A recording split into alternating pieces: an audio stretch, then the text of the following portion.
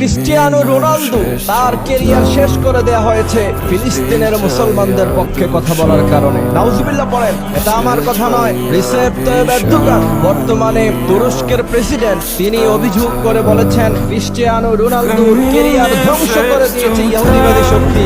কারণ ছিল ফিলিস্তিনের মুসলমানদের পক্ষে তিনি কথা বলেছেন। পত্রপত্রিকায় নিউজ হয়েছে, অনলাইনে সোশ্যাল মিডিয়ায় আপনারা দেখবেন ক্রিস্টিয়ানো রোনালদো একজন খ্রিস্টান হওয়া সত্ত্বেও তার গায়ে রাসূল করিম সাল্লাল্লাহু আলাইহি সাল্লামের জুব্বা মুবারক, এবং আমি দেখলাম তিনি একটি খেলার মধ্যে অংশগ্রহণ করলেন, সেখানে ভালো গোল করার পরে তিনি সেজদায় লুটিয়ে পড়লেন। এটা মুসলমানদের চিত্র, এবং ক্রিস্টিয়ানো রোনালদো মুসলমানদেরকে অত্যন্ত ভালোবাসেন।